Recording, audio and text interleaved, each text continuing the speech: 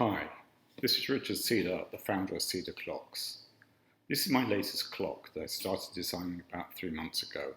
I've named the clock after the Egyptian god of the sky, Horus, as its shape reminds me of the Eye of Horus.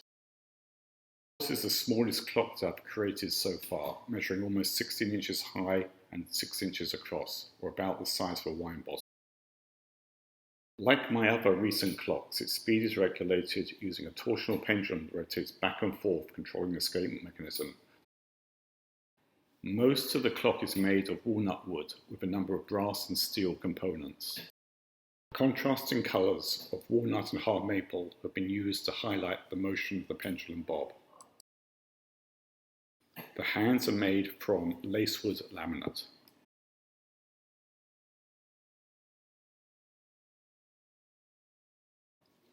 I have taken advantage of the unique properties of lignum vitae wood for the escape pallet and the winder pinion.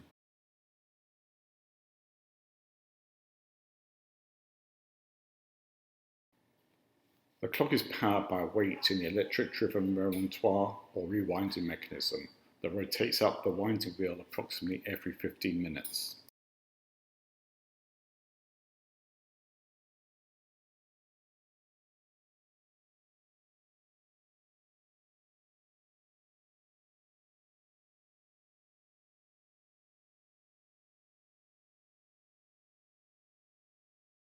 One of the challenges designing this clock was to come up with a mechanism to make fine adjustments to the clock speed.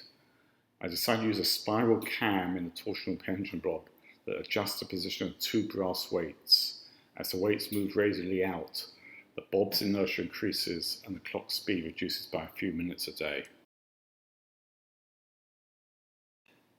I hope you found this interesting. For more information about my clocks, please visit cedarclocks.com.